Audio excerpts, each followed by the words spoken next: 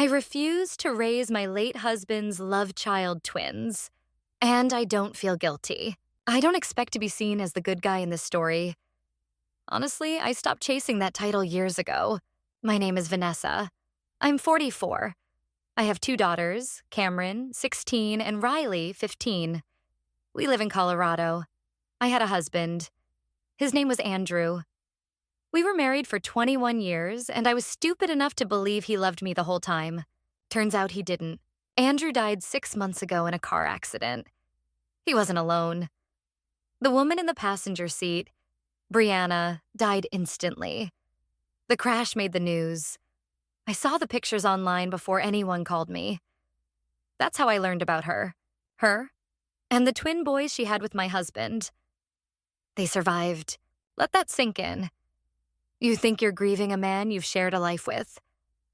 Then you find out the life you shared was only half the story.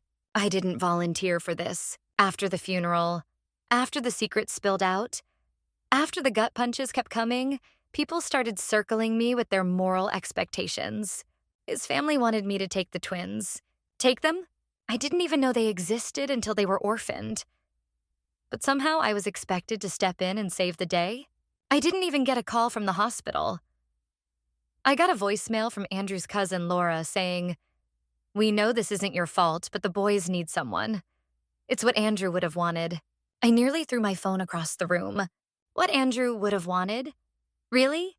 You mean the man who lied to my face, cheated for 4 years, and created a second life with someone else? I'm supposed to honor his wishes? What about my daughters?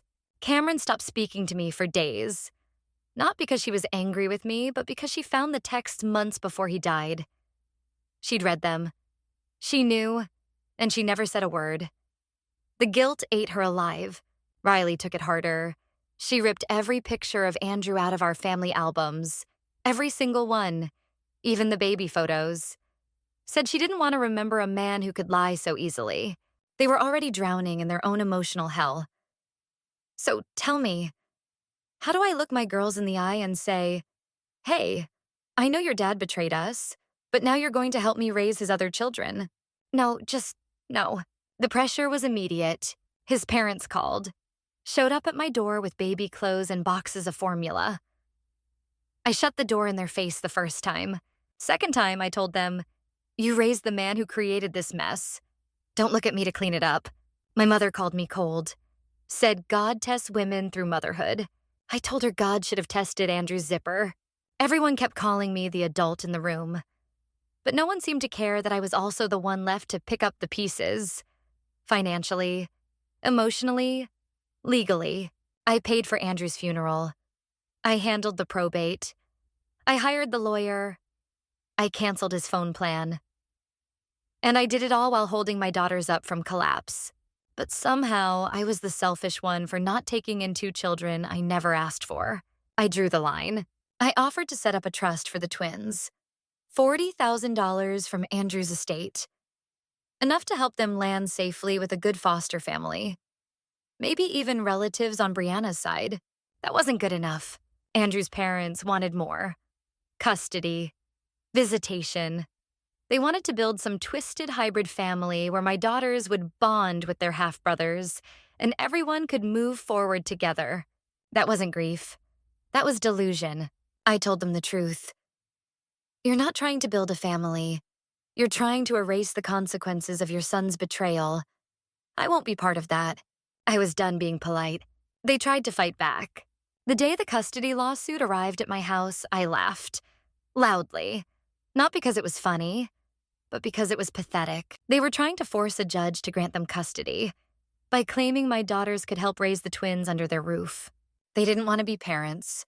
They wanted my girls to be live-in nannies to their dead son's secret kids. That was the last straw. My lawyer shut that down fast. And I made something crystal clear during mediation. I owe your family nothing. Not my time, not my daughters, not my sanity. The fallout. The twins are in care now. Maybe they'll be adopted. Maybe they'll get a better life than the one they were born into. I hope so. I'm not a monster. I didn't wish them harm. I just couldn't be their savior. That role died with Andrew. I'm rebuilding now. My daughters are in therapy. Cameron just got her learner's permit. Riley wrote a poem for school about grief that made me cry in my car. We're not healed, but we're surviving. And no, I don't feel guilty. Not for saying no, not for drawing a line, not for choosing my children over someone else's. Sometimes strength doesn't look like sacrifice. Sometimes it looks like walking away.